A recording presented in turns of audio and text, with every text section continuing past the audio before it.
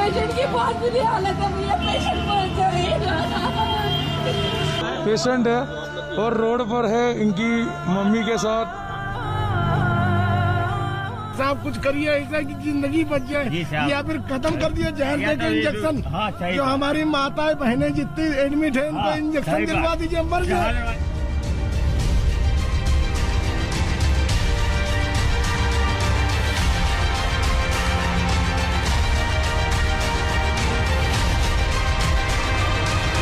नमस्कार, मैं हूं शम्स ताहर खान। ये दिल्ली है जी, यही दिल्ली है। यहीं से सरकार चलती है, सरकार यहाँ से देश चलाती है। अब अगर यहाँ ये आलम है तो जरा सोचिए कि देश के दूसरे शहरों में, कस्बों में, गांव देहातों में क्या मंजर होंगे।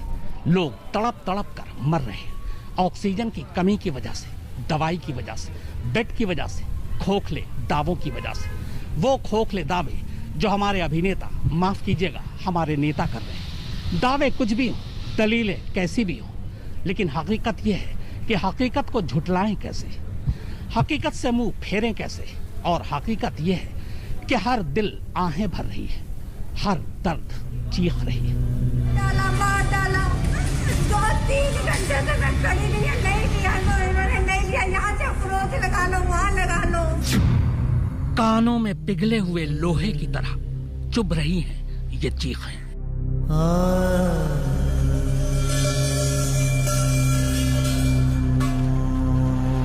मम्मी को ऑक्सीजन की जरूरत है, कहीं बेड नहीं मिल रहा, ऑक्सीजन नहीं मिल रही कहीं पर। आसमानों में सुराख करती जा रही हैं ये दर्द भरी चीखें। आधे दिल्ली से ज्यादा हॉस्पिटल में बस एक ही जवाब है, बेड नहीं है, बेड नहीं है, बेड नहीं है। अभी एक पेशेंट मेरे घर में पड़ा, मेरा लड़का। अब इसको देखो, उसको देखो, कुछ सोचो। मैं तो सारे हाथ जोड़ रहा हूँ, जो बैठे ऊपर सरकार बैठे, मैं हाथ जोड़ रहा हूँ। कुछ कर लो, कुछ कर लो। ना तो रोडों पे ना यही हाल मिलेगा, रोडों पे। जमीन का कलेजा फाड़ कर उसमें धंस रही हैं ये चीखें। बेड नहीं है, बेड नहीं है, वो नीचे लिटा के इलाज करा लूंगा। क्या कोई नहीं मेरा सिवा। बस जिसे सुनाई देनी चाहिए उन्हीं को नहीं सुनाई दे रही है ये चीखें। नहीं मिल रहा, कहीं कुछ नहीं मिल रहा, इतना कह रहे ये सब कुछ है, ये है। आज पता चला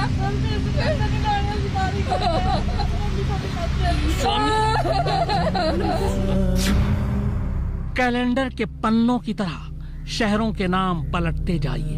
अगर वहां आपको कुछ मिलेंगी तो बस चीखें। उल्टा भेज दिया, कई हॉस्पिटल हम सुबह से हॉस्पिटल में चक्कर काट रहे हैं, भर्ती कोई नहीं कर रहे। अपना कोई सड़क पर एड़ियां घिस घिस कर मर गया तो निकली चीख। अस्पताल की चौखट पर कोई घुस न पाया तो सुनाई दी ये चीख। ऑक्सीजन के सिलेंडर से ऑक्सीजन और मरीज की सांसें जब साथ साथ थमी तब तड़प कर निकली ये चीख। घर में कम से कम चल तो रहे थे। अजीब वक्त पड़ा है हम पर। फिजा में ऑक्सीजन चारों तरफ फैली है, मगर हम उसे ले नहीं सकते, और जो ले सकते हैं वो हमें दी नहीं जा रही। बातें बड़ी बड़ी हो रही हैं, दवा कम नहीं पड़ने दी जाएंगी, वैक्सीन सबको लगेंगी, ऑक्सीजन की कमी नहीं होगी। मगर क्या वाकई ऐसा है? होता तो क्या हर तरफ सुनाई देती ये चीख। चिल्लाते रह गए, डॉक्टर चिल्लाते रह गए, कोई डॉक्टर नहीं आया, कोई डॉक्टर नहीं आया। ये गुरु तेग बहादुर अस्पताल है और इस अस्पताल के बाहर बाकायदा ये बोर्ड जो आप मेरे पीछे देख रहे हैं, इसमें कोरोना पेशेंट के सारे डिटेल्स हैं। इस अस्पताल में कितने बेड हैं, कितने वेंटिलेटर हैं, कितने ऑक्सीजन बेड्स हैं और कितने पेशेंट हैं। अब अस्पताल के इस बोर्ड की सच्चाई और अस्पताल के अंदर मरीजों की सच्चाई अगर देखें तो दोनों में फर्क है। अभी आप तस्वीर में देखेंगे या मैंने आपको जो दिखाया, किस तरीके से इसी अस्पताल के इमरजेंसी के बाहर, बाकी डिपार्टमेंट के बाहर बाकायदा पेशेंट वार्ड के अंदर नहीं है बल्कि बाहर उन्हें ऑक्सीजन दिया जा रहा है, वो बाहर लेटे हुए हैं, यानी कि बेड खाली नहीं है। लेकिन बोर्ड कुछ और तस्वीर बयान कर रहा है। कोरोना के वायरस से तो फिर भी हम लड़ लेंगे, मगर इन बद इंतजामियों और गैर जिम्मेदाराना रवैयों और हुक्मरानों की अनदेखी से कैसे लड़ें? मेरा फादर एडमिट है और वो ऑक्सीजन की कमी हो रही है, टाइम में बता रहे हैं कि वो ऑक्सीजन खत्म हो रहा है। ऐसे कैसे कर सकते हैं ये लोग? अस्पताल में बेड का जुगाड़ भी हम कर लें, इंजेक्शन भी ब्लैक में हम ही खरीदें, पूरे शहर में मारे मारे फिरकर हम ही दवा ढूंढ के लाएं और अब ऑक्सीजन के सिलेंडर का इंतजाम भी हम ही करें। तो सरकार को क्या हमने सिर्फ बातें करने के लिए चुना है? एक तो इंसान किसी अपनों के कोरोना के चक्रव्यूह में फंस जाने से परेशान है, ऊपर से ऑक्सीजन की कमी ने लोगों को बेहाल कर रखा है। पहले तो सिर्फ मरीज सिसकते थे, अब तो अस्पताल भी सिसक रहे हैं। ऐसा मालूम होता है कि इस दौर में खुद को जिंदा बचाए रखना भी किसी जंग के जीतने से कम नहीं है। जब लोगों की सांसें उखड़ती हैं तो वो अस्पताल की तरफ भागते हैं, लेकिन जब अस्पताल का ही दम फूलने लगे तो उखड़ती सांसों के साथ लोग कहां जाएं?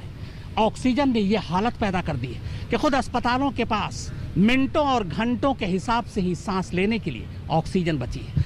अब तो अस्पताल ने भी हाथ खड़े कर लिए हैं। मरीजों से कहा जा रहा है कि सांस के लिए ऑक्सीजन नहीं है, ऑक्सीजन का इंतजाम कर सकते हैं तो इन्हें बचा लीजिए, वरना किसी दूसरे अस्पताल में ले जाइए। जाहिर है मांग बढ़ रही है और सप्लाई घटने लगी है। सैकड़ों हजारों लोग ऑक्सीजन की कमी की वजह से दम तोड़ चुके हैं और कई आखिरी सांसें ले रहे हैं। आपको पता है कि रोजाना औसतन 2000 लोगों की कोरोना से मौत हो रही है। उनमें ज्यादातर वो लोग हैं जिन्हें वक्त पर ऑक्सीजन ही नहीं मिल रहा। कभी कभी सच्चाई को समझने के लिए ज्यादा दिमाग लगाने की जरूरत नहीं है, आसान शब्दों में भी उसे समझा जा सकता है। और आसान शब्द यही है, आईसीयू वेंटिलेटर। इससे पहले क्या कभी आपने किसी सड़क के किनारे किसी दीवार पर इस तरह के विज्ञापन देखे? ये आज की सच्चाई है और ये सच्चाई ये भी बता रही है कि सरकारी इंतजाम कैसे हैं। और शायद यही वजह है कि आम लोग जिस बात को लेकर डर रहे हैं, उस डर को भुनाने के लिए इस तरह के विज्ञापन बाकायदा सड़कों पर, दीवारों पर देखने को मिल रहे हैं। अब तो आस पर पहरा है, सांस पर पहरा है। हर गुजरता वक्त दहशत का एहसास करा रहा है, शक कराता है कि पता नहीं किसी अपने की सांस कब आखिरी सांस हो जाए। ऑक्सीजन खत्म हो रही है और खत्म होती ऑक्सीजन के साथ खत्म हो रही है जिंदगी की उम्मीदें भी। मगर ये हालात सिर्फ दिल्ली के नहीं है, यूपी में तो और भी बुरा हाल है। कानपुर में अस्पतालों के बाहर मरीज अपनी बारी का इंतजार कर रहे हैं। कहीं कोई सोर्स लगा दे, फोन करा दे, कुछ भी करा दे, मगर इलाज शुरू करवा दे। दर्द की आयतें ये हैं कि न सही जाएं न कही जाएं, मगर इस तड़प को महसूस किया जा सकता है। जहां भी जाइए यही माहौल है, क्या कानपुर, क्या लखनऊ, क्या बनारस। गुजरात में हुए कोरोना विस्फोट ने राज्य के पूरे मेडिकल सिस्टम को इस महिला की तरह हाँपने पर मजबूर कर दिया है। हर रोज इतने संक्रमित मरीज आ रहे हैं कि अस्पतालों में दाखिला मिलना मुश्किल हो गया है। बड़े बड़े अस्पतालों के बाहर एम्बुलेंस की कतारें लगी हैं, सब में मरीज हैं। एम्बुलेंस में चीखते इस मरीज की बेबसी कोरोना के सामने सिस्टम की बेबसी की दास्तां बयान कर रही है। तस्वीरें मध्य प्रदेश के रायसेन जिले की हैं, जहां अस्पताल के बाहर ये मरीज चीख रहा है। अस्पताल ने इसे भर्ती करने से इनकार कर दिया है क्योंकि उसके पास ऑक्सीजन ही नहीं है। एक तो अस्पतालों में जगह नहीं, जैसे तैसे जगह भी मिल जाए तो ऑक्सीजन नहीं। अगर ऑक्सीजन भी मिल जाए तो पता नहीं कब तक चलेगी। बीच में अगर कहीं रुक गई तो क्या होगा? जाहिर सी बात है कि ऑक्सीजन का इंतजाम अस्पतालों का नहीं होता। यही वजह है कि अस्पताल अब मरीजों के रिश्तेदारों से ये अंडरटेकिंग ले रही है कि अगर ऑक्सीजन की कमी की वजह से मरीज की मौत हो जाती है तो इसके लिए वो जिम्मेदार नहीं होगा। अब अस्पताल अगर जिम्मेदार नहीं होगा तो फिर सवाल ये है कि जिम्मेदारी कौन लेगा? आखिर कौन है इसके लिए जिम्मेदार? मध्य प्रदेश के ही इंदौर का हाल भी देख लीजिए। यहाँ अस्पतालों ने तीमारदारों के कांधों पर ही ऑक्सीजन लाने की जिम्मेदारी लाद दी है। उज्जैन के कोविड सेंटर में जिन लोगों को किस्मत से ऑक्सीजन मिल भी गई, उन्हें जमीन पर लेटकर उससे ऑक्सीजन लेनी पड़ रही है। कुछ कोरोना मरीजों का इलाज तो जमीन और कुर्सी पर बिठाकर ही किया जा रहा है। तबाही की इन तस्वीरों के बीच दवाओं का आलम यह है कि रेमडेसिविर इंजेक्शन की तलाश पूरे देश में चल रही है। जिसे मिल गया वो खुशनसीब है। इंजेक्शन तो छोड़िए, बुखार कम करने के लिए दी जाने वाली दवा फेवी ब्लू कहीं ढूंढे नहीं मिल रही। 70 साल के चमन गुप्ता दिल्ली के एम्स के सामने फेवी ब्लू की तलाश में दिल्ली एनसीआर के चक्कर लगा चुके हैं, लेकिन ये दवा उन्हें मिल ही नहीं रही। फेवी फ्लू, कभी फ्लू ढूंढ रहे हैं? हाँ जी हाँ जी वो ढूंढ। कब से ढूंढ रहे हैं आप? मैं सुबह हो रही थी मुझे, सुबह से डॉक्टर ने लिख के दिया है। मैं सुबह से मतलब घूम रहा हूँ। पीत बिहार में मेरे जो है दामाद जो है एडमिट हैं, वहाँ से और इधर मेरठ में भी मैंने बोला है, साहिबाबाद में, वहाँ दुकानों पे, ड्रीम पार्क में। आज मैं सुबह से ये पूरी लाइन मार के मैं फिर इधर ये लाइन लगा रहा हूँ। मुझे कोई मतलब जो है रिस्पॉन्स नहीं मिल रहा है इस दवाई का। अब इनकी बस यादें रह गई हैं। कोरोना ने देवास के इस पूरे परिवार को निगल लिया। सास, जेठ और पति सबकी मौत हो गई। सदमे में आकर बहू ने भी खुदकुशी कर ली। इस कहर की इससे दर्दनाक तस्वीर और कुछ हो ही नहीं सकती। एक तस्वीर जिसके बिना कोरोना के कहर की बानगी अधूरी है, वो है नासिक के इस अस्पताल की, जहां ऑक्सीजन प्लांट में हुई लीकेज ने उन 22 लोगों को लील लिया जो ऑक्सीजन सपोर्ट पर थे। बड़ी मुश्किल से लोगों को जगह और ऑक्सीजन मिली थी, लेकिन यही ऑक्सीजन उनकी जान भी ले लेगी, ये किसी ने सोचा ही नहीं था। अचानक हुई ऑक्सीजन लीकेज ने मरीजों की ऑक्सीजन की सप्लाई बंद कर दी। 22 क्रिटिकल मरीज, जिनमें 11 महिला और 11 पुरुष थे, ऑक्सीजन की कमी की वजह से बच नहीं पाए। यह जिंदगी का अंतिम सत्य और सरकार की नाकामी का सच है। अंतिम संस्कार के लिए लाशों की कतारें, कलेजा फट रहा है इन तस्वीरों को देखकर। मगर देखिए, क्योंकि इस वायरस और सरकार प्रशासन की बदइंतजामी ने हमें ये दिन भी देखने को मजबूर कर दिया है। ये तस्वीरें दिल्ली के करीब गाजियाबाद की हैं और ये दिल्ली से सटे गुरुग्राम की। अस्पताल में मरने वालों की तादाद बढ़ रही है और यहाँ अंतिम संस्कार करने वालों की कतारें। सोशल मीडिया पर इन दिनों एक मैसेज बहुत ज्यादा वायरल है। हम अस्पताल के लिए लड़े कब थे? हम तो मंदिर मस्जिद के लिए लड़े थे जो आज बंद है। हॉस्पिटल के लिए लड़े होते तो तस्वीर कुछ और होती। ये लाइनें बहुत गहरी हैं, लेकिन ये सब सियासत है। मंदिर मस्जिद दूरियां पैदा नहीं करती, दूरी कम करती है। इसकी मिसाल वडोदरा से आई है। संक्रमण के इस दौर में कोरोना मरीजों के लिए दोनों ने अपने अपने दरवाजे खोल दिए हैं। स्वामी नारायण मंदिर और जहांगीरपुरा मस्जिद को कोरोना मरीजों की बढ़ती तादाद को देखते हुए अस्पताल में बदल दिया गया। एक तरफ बदइंतजामियों की तस्वीरें तो दूसरी तरफ नेकनियती और अच्छाइयों की मिसालें भी। मंदिरों और मस्जिदों की तरह गुरुद्वारे भी कोरोना मरीजों और उनके रिश्तेदारों के लिए लगातार आगे आ रहे हैं। उनके लिए बाकायदा खाना बनाए जा रहे हैं। गुरुद्वारों में बड़ी बड़ी मशीनें लगाई गई हैं, जहां से कोरोना मरीज और उनके रिश्तेदारों के लिए खाना पहुंचाया जा रहा है, जो लोग खास तौर पर घरों में हैं या फिर आइसोलेशन में। जब सांस सांस उखड़ रही है, तब चोरों ने कैसे दिखाई इंसानियत। पूरी कहानी एक छोटे से ब्रेक के बाद हमारी ये खास पेशकश जारी है।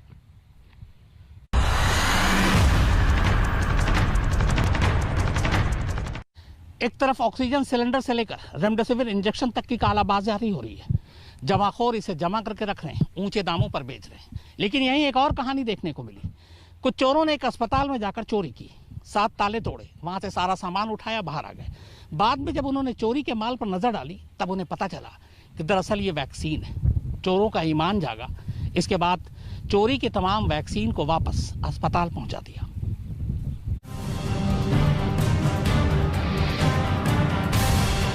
एक तरफ सरकार है जो अपने ही लोगों की सुध नहीं ले रही। ऑक्सीजन, दवाओं और अस्पतालों में बेड की दिक्कतें रोजाना बढ़ रही। मगर बदइंतजामी का आलम यह है कि आम आदमी तो छोड़िए, पैसे वालों को भी अस्पताल में जगह नहीं मिल रही। सरकार की संवेदनशीलता ही जैसे दम तोड़ चुकी है। और दूसरी तरफ हरियाणा का एक चोर है जिसने ऐसी मिसाल पेश की कि इंतजामकारों और जमाखोरों को चुल्लू भर पानी में डूबकर मर जाना चाहिए। दवाओं और वैक्सीन की कमी से मरते हुए लोगों को देखकर हरियाणा के जींद में चोरों ने अस्पताल से चुराई वैक्सीन लौटा दी।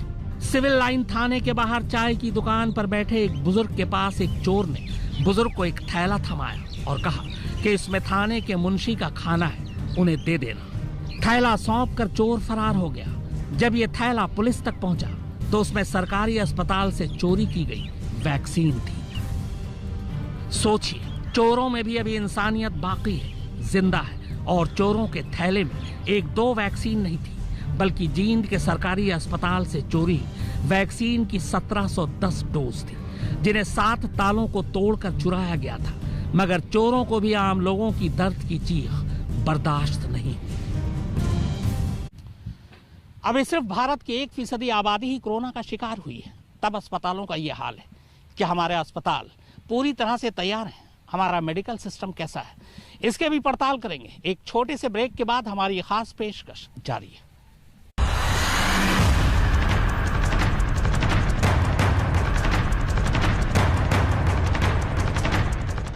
आप देख रहे हैं हमारी खास पेशकश सांस सांस सांस।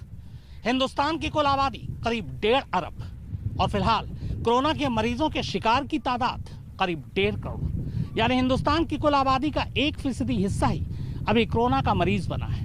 और इनमें से भी 10% ऐसे लोग हैं जिन्हें अस्पताल में आईसीयू बेड या ऑक्सीजन की जरूरत है। तो क्या इतने लोगों के लिए भी हमारे अस्पताल में इंतजाम नाकाफी है? सबसे बड़ा सवाल यही है।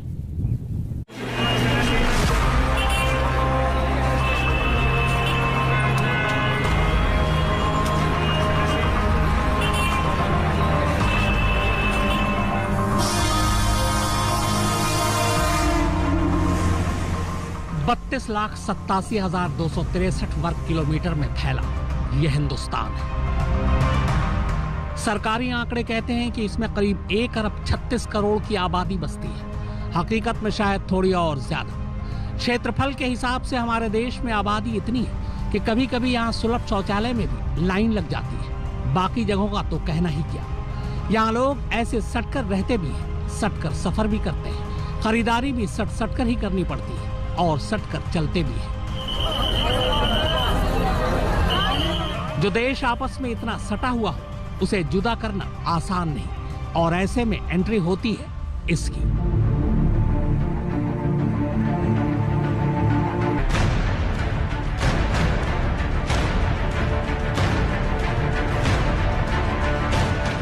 हमें पसंद नहीं कि हमें कोई कैद करे। हमें आदत है हर मुसीबत को हंसते हुए झेलने की। मुसीबत में खेलने की इस बार भी हमने खूब खेला। कोरोना नहीं पकड़ा गया, ये देखो जी हमने पकड़ लिया कोरोना। जो इस वीडियो को देखे मेरा भाई साहब गौर करके देखना, हमने वैज्ञानिक फेल कर दी। ये कोरोना हिंदुस्तान में छुपा हुआ था, लेकिन अब पब्लिक को किसी को डरने की जरूरत नहीं है। मिला कोरोना पकड़ा गया की जड़ में, और ये छुपा हुआ था जी पेड़ में। मगर ये मुसीबत ना तो खेलने की चीज है और ना ही इसे इतनी आसानी से झेला जा सकता है, और ऐसे देश में तो बिल्कुल भी नहीं, जहां दिल्ली, मुंबई और कोलकाता जैसे अकेले अकेले शहरों की आबादी यूरोप के कई देशों की कुल आबादी से कहीं ज्यादा है। सोचिए यहाँ ये वायरस क्या हश्र करने वाला है। अभी तो सिर्फ इसे झांकी समझिए, क्योंकि करीब 1.5 अरब की आबादी वाले हमारे देश में अभी भी सिर्फ 1.5 करोड़ लोग ही इसका शिकार हुए हैं।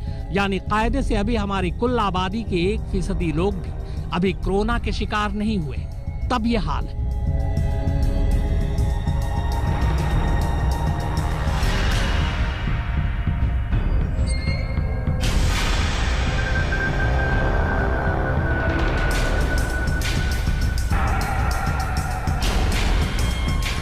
इतने बड़े हमारे देश में 1 अरब 36 करोड़ की आबादी के लिए सिर्फ 69,000 सरकारी और प्राइवेट हॉस्पिटल हैं। इनमें 25,778 सरकारी अस्पताल हैं, 21,403 ग्रामीण क्षेत्रों में और 4,375 शहरी इलाकों में, जबकि प्राइवेट हॉस्पिटल की तादाद 43,486 है। यानी भारत के हेल्थ इंफ्रास्ट्रक्चर में प्राइवेट प्लेयर की हिस्सेदारी 62% है।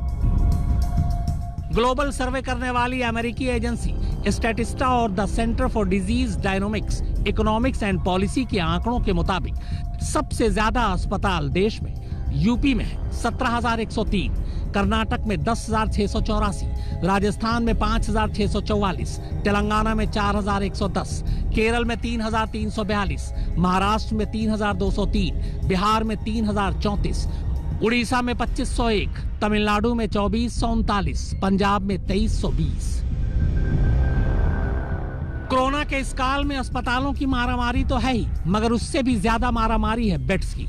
अस्पतालों में मरीजों को बेड्स तक नहीं मिल रही और उन्हें जमीन पर या अस्पताल की चौखट के बाहर लेटकर अपना इलाज कराना पड़ रहा है। आपको ये जानकर हैरानी होगी कि करीब 1.5 अरब की इस आबादी के लिए हमारे अस्पतालों में सिर्फ 19 लाख बेड ही मरीजों के लिए है, जिनमें करीब 7,14,000 बेड सरकारी अस्पतालों में और बाकी के करीब 11,85,000 बेड्स प्राइवेट हॉस्पिटल में है। देश में सबसे ज्यादा बेड्स यूपी में है, 2,81,402, कर्नाटक में 2,62,109, महाराष्ट्र में 2,31,739, तमिलनाडु में 1,55,375, पश्चिम बंगाल में 1,13,535, तेलंगाना में 99,919, केरल में 99,227, राजस्थान में 93,176, आंध्र प्रदेश में 83,230, मध्य प्रदेश में 64,939। कोरोना जिस तरह लोगों को शिकार बना रहा है, उससे मरीजों के लिए आईसीयू बेड्स की जरूरत पड़ रही है। कई मरीजों ने तो सिर्फ इसलिए दम तोड़ दिया क्योंकि उन्हें वक्त पर आईसीयू में भर्ती ही नहीं कराया जा सका। देश में कुल 94,961 आईसीयू बेड्स ही हैं, जिनमें करीब 35,000 सरकारी और 59,000 प्राइवेट हॉस्पिटल्स में है। आईसीयू बेड्स की सबसे ज्यादा तादाद यूपी में 14,070, कर्नाटक में 13,105, महाराष्ट्र में 11,587, तमिलनाडु में 7,769, पश्चिम बंगाल में 5,677, तेलंगाना में 4,996, केरल में 4,961, राजस्थान में 4,659, आंध्र प्रदेश में 4,162 और एमपी में 3,247। मगर जब जिंदगी मौत से जूझने लगे, बचने का कोई आसार नजर न आए, तब मरीज को जरूरत पड़ती है वेंटिलेटर की। वो मशीन जो मुर्दों को भी जिंदा रखती है, उखड़ती सांसों को थाम लेती है। खासकर कोरोना के ऐसे वक्त में जब ये वायरस फेफड़ों पर हमला करके सांसें रोक रहा है, तब तो वेंटिलेटर की जरूरत पहले से भी कहीं ज्यादा बढ़ गई है। देश में कुल वेंटिलेटर्स की बात करें तो ये तादाद सिर्फ 47,481 है। उनमें भी सरकारी अस्पतालों में सिर्फ 17,885 वेंटिलेटर है। बाकी करीब 30,000 वेंटिलेटर प्राइवेट हॉस्पिटल्स में है, जिसका खर्च उठा पाना आम आदमी के लिए तकरीबन नामुमकिन है। आंकड़ों की बात करें तो देश में सबसे ज्यादा वेंटिलेटर उत्तर प्रदेश में 7,035, कर्नाटक में 6,553, महाराष्ट्र में 5,793, तमिलनाडु में 3,884, पश्चिम बंगाल में 2,838, तेलंगाना में 2,498, केरल में 2,481, राजस्थान में 2,329, आंध्र प्रदेश में 2,081 और मध्य प्रदेश में 1,623 वेंटिलेटर है। अस्पताल हो, बेड हो, आईसीयू या फिर वेंटिलेटर, स्वास्थ्य के इंफ्रास्ट्रक्चर के हर मामले में यूपी सबसे आगे है, क्योंकि यूपी देश का सबसे बड़ा राज्य है, यहीं सबसे ज्यादा आबादी बसती है। मगर बावजूद इसके सरकार और प्रशासन कोरोना और उससे होने वाली मौतों पर लगाम लगाने में कमजोर पड़ती नजर आ रही है। यूपी में रोजाना 30,000 से ज्यादा मामले सामने आ रहे हैं और अब तक करीब 10,000 मौत हो चुकी है। यूपी ही नहीं, पूरे देश में हालात बेहद खराब हो चुके हैं। जिस तेजी से कोरोना के मामले बढ़ रहे हैं, उससे निपटने के लिए भारत में मौजूदा मेडिकल इंफ्रास्ट्रक्चर और मेडिकल उपकरण नाकाफी है। जानकारों के मुताबिक कोरोना से निपटने के लिए भारत को अगले 1 महीने के अंदर 50,000 वेंटिलेटर और अस्पतालों में 2 लाख से ज्यादा बेड की जरूरत पड़ सकती है, जबकि करीब 70,000 आईसीयू बेड्स की जरूरत पड़ेगी। कोरोना से संक्रमित मरीजों के इलाज में वेंटिलेटर की सबसे अहम भूमिका होती है। सांस लेने में तकलीफ होने पर वेंटिलेटर का ही सहारा होता है। पूरी दुनिया इस वक्त वेंटिलेटर के इंतजाम में लगी है। दुनिया भर में वेंटिलेटर बनाने वाली 4-5 ही बड़ी कंपनियां हैं, जिनके पास भी इस वक्त वेंटिलेटर बनाने की इतनी क्षमता नहीं रह गई जितनी दुनिया को जरूरत है। हम में से बहुत से लोग अक्सर वेंटिलेटर का नाम सुनते हैं, मगर पता नहीं कि आखिर ये वेंटिलेटर होता क्या है। कोरोना मरीजों के लिए आखिर क्यों ये किसी वरदान की तरह साबित हो रहा है? अगर आसान जुबान में समझे तो जब किसी मरीज के श्वसन तंत्र सांस लेने के सिस्टम में इतनी ताकत नहीं रह जाती कि वो खुद से सांस ले सके, तो उसे वेंटिलेटर की जरूरत पड़ती है। आमतौर पर वेंटिलेटर 2 तरह के होते हैं, पहला मैकेनिकल वेंटिलेटर और दूसरा नॉन इन्वेसिव वेंटिलेटर। अस्पतालों में हम जो वेंटिलेटर आईसीयू में देखते हैं, वो आमतौर पर मैकेनिकल वेंटिलेटर ही होता है, जो एक ट्यूब के जरिए सांस की नली से जोड़ दिया जाता है। ये वेंटिलेटर इंसान के फेफड़ों तक ऑक्सीजन पहुंचाने का काम करता है, साथ ही ये शरीर से कार्बन डाइऑक्साइड को बाहर निकालता है। वहीं दूसरी तरह का नॉन इन्वेसिव वेंटिलेटर श्वसन नली से नहीं जोड़ा जाता। इसमें मुंह और नाक को कवर करके ऑक्सीजन फेफड़ों तक पहुंचाया जाता है। खासकर आईसीयू में भर्ती मरीजों को इस मशीन की मदद से सांस दी जाती है। इस प्रक्रिया के तहत मरीज को पहले एनेस्थीसिया दिया जाता है, इसके बाद गले में एक ट्यूब डाली जाती है और इसी के जरिए ऑक्सीजन अंदर जाती है और कार्बन डाइऑक्साइड बाहर निकलती है। इसमें मरीज को सांस लेने के लिए खुद कोशिश नहीं करनी होती। आमतौर पर यह मशीन 50% ऐसे मरीजों को मौत के मुंह से खींच लाती है जो सामान्य स्थिति में दम तोड़ चुके होते हैं। 1930 के दशक के आसपास इसे इस्तेमाल में लाया गया था, तब इसे आयरन लंग का नाम दिया गया था। तब पोलियो की महामारी की वजह से दुनिया में काफी जाने गई थी, लेकिन उस वक्त का वेंटिलेटर और आज के वेंटिलेटर में काफी फर्क है। वक्त के साथ वेंटिलेटर की खासियतें बढ़ती चली गई। दुनिया में सबसे ज्यादा 1,60,000 वेंटिलेटर अमेरिका के पास है। कोरोना को देखते हुए अमेरिका और ज्यादा वेंटिलेटर तैयार करने में जुटा है। यूं तो दुनिया में वेंटिलेटर बनाने वाली सैकड़ों कंपनियां हैं, मगर सबसे बड़ी कंपनी है अमेरिका की बेक्टन डिकिंसन। वेंटिलेटर की कमी को देखते हुए इसके विकल्प के इस्तेमाल की भी बात की जा रही है। इसी कड़ी में यूनिवर्सिटी कॉलेज लंदन के वैज्ञानिकों ने सांस लेने में मदद करने के लिए एक नया उपकरण बनाया जिसे CPAP कहा जाता है। यह ऑक्सीजन मास्क और वेंटिलेटर के बीच का उपकरण है। इस मशीन के जरिए मरीज के ऑक्सीजन मास्क में ऑक्सीजन और हवा का मिश्रण पहुंचता है और मुंह से ही मरीज के फेफड़ों तक ऑक्सीजन की पर्याप्त मात्रा पहुंच जाती है। इसके बाद मरीज खुद ही कार्बन डाइऑक्साइड को निकाल पाता है, लेकिन फिलहाल ये ट्रायल के लेवल पर है। अब आते हैं ICU यानी इंटेंसिव केयर यूनिट पर। अस्पताल की एक ऐसी यूनिट जहां जानलेवा बीमारी, ऑपरेशन और ट्रॉमा के मरीजों को निगरानी में रखा जाता है। यहाँ बीमारी के हिसाब से न्यूरो, सर्जिकल और मेडिकल ICU अलग अलग होते हैं। ऐसे में इनकी मशीनें और चिकित्सा भी अलग अलग होती हैं। COPD, मल्टी ऑर्गन फेलियर और जिन्हें फिजिशियन रेफर करते हैं, उनका इलाज मेडिकल ICU में ही किया जाता है। यहाँ सिर्फ खास तौर पर ट्रेंड हेल्थ केयर प्रोफेशन को ही निगरानी के लिए रखा जाता है। ICU को कभी कभी गंभीर देखभाल इकाई यानी CCU या गहन चिकित्सा इकाई यानी ITU भी कहा जाता है। यह अस्पताल के दूसरे वार्डों से अलग होता है। मसलन यहाँ ट्रेन प्रोफेशनल्स के जरिए मरीज की 24 घंटे देखभाल की जाती है। बेड पर ही बहुत सी मशीनें लगी होती हैं जिनसे मरीज की हालत पर नजर रखी जाती है। मरीज को इन्फेक्शन न हो इसलिए यहाँ बहुत कम लोगों को आने की इजाजत होती है। ICU में जो इक्विपमेंट होते हैं उनमें ventilator, heart monitor, feeding tubes, drains और कैथेटर शामिल होते हैं। कैमरामैन विनोद शिकारपुरी, फारूक माफ हैदर और सुप्रतीम बनर्जी के साथ शम्स ताहिर खान, आज तक। सांस सांस सांस, हमारी ये खास पेशकश जारी है। बस एक छोटा सा ब्रेक, अभी हाजिर होते हैं।